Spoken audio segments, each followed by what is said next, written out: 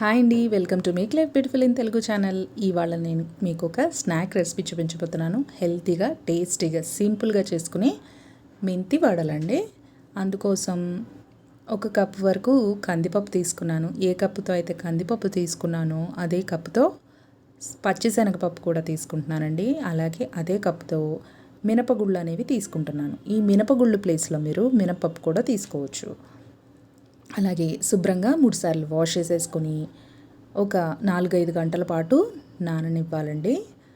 అలాగే చక్కగా పప్పు అనేది నానిన తర్వాత 6 గంటలు నానినా పర్వాలేదండి. చక్కగా నీళ్ళని వడపోసి మిక్సీ జార్లోకి వేసుకుని వడలకి మనం ఎలా రుబ్బుకుంటాం గట్టిగా అలా రుబ్బుకోవాలండి. అలాగే ఇక్కడ 2 పచ్చిమిరపకాయలు, చిన్న అల్లం ముక్క వేసుకుని కోర్స్గా బ్లెండ్ చేశాను. అంటే పలుకు బద్దగా ఉండేటట్టుగా గ్రైండ్ చేశాను. ఎక్కువ పల్స్ కంటిన్యూస్ తిప్పేస్తే పేస్ట్ అయిపోతుంది. వడ అప్పుడు అంత టేస్టీగా అనిపించదు. దీనంతటిని ఒక బౌల్లోకి తీసేసుకుని అందులోకి సరిపడా సాల్ట్, అలాగే మీకు ఇష్టమైతే దాల్చిన చెక్క కూడా యాడ్ చేసుకోవచ్చండి. చక్కగా మసాలా ఫ్లేవర్ వస్తుంది మసాలా వడల టైప్లో. ఇక్కడ అలాగే ఒక చిన్న సైజ్ ఆనియన్ కూడా కట్ చేసి అది కూడా వేసుకున్నాను. అలాగే జీలకర్ర కూడా వేసుకున్నాను. ఇది వచ్చేసి మెంతికూర అండి.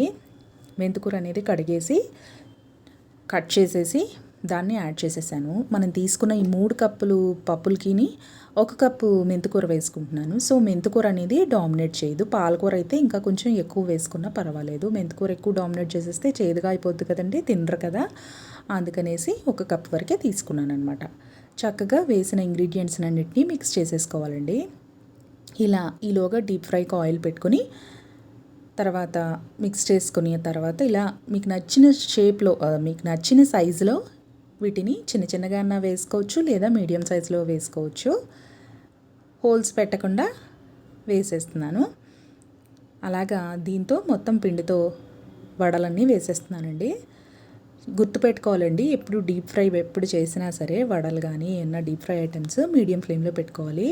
లేదు అంటే గారెలైనా అంతేనండి, ఉడికినట్టు ఉంటుంది కానీ మనకి వేగినట్టు ఉంటాయి కానీ కలర్ అయితే వచ్చేస్తాయి పైకి, లోపల సరిగ్గా కుక్ అవ్వవు అనమాట. అందుకని మీడియం ఫ్లేమ్లో పెట్టుకోవాలి. ఫ్లేమ్ ఎప్పుడు కూడా మీడియం ఫ్లేమ్లో పెట్టుకుంటే చక్కగా కుక్ అవుతాయి. అలాగే 2 వైపులా చక్కని కలర్ వచ్చే వరకు వేయించుకోవాలి. మెంతికూర అవ్వడం వల్ల ఆ ఫ్లేవర్ అనేది చాలా చక్కగా వస్తుందన్నమాట అండి. అలాగే మీకు ఇష్టమైతే దాల్చిన చెక్క కూడా వేసుకున్నట్టయితే డిఫరెంట్ ఫ్లేవర్ అనేది వస్తుంది. పాలకూర అయితే ఇంకా ఇంకా బాగుంటుంది. ఒకసారి తప్పకుండా ఈ ప్రాసెస్లో చేసి చూడండి. ఇలా టిష్యూ పేపర్లో కానీ సర్వింగ్ ప్లేట్లో కానీ వేడివేడిగా సర్వ్ చేసేసుకుంటే ఎంతో టేస్టీగా ఉండే మెంతి వడలు రెడీ అయిపోయినాయి. మీకు కనుక ఈ వీడియో నచ్చినట్టయితే తప్పకుండా లైక్ చేయండి, షేర్ చేయండి, అలాగే సబ్స్క్రైబ్ కూడా చేసుకోండి.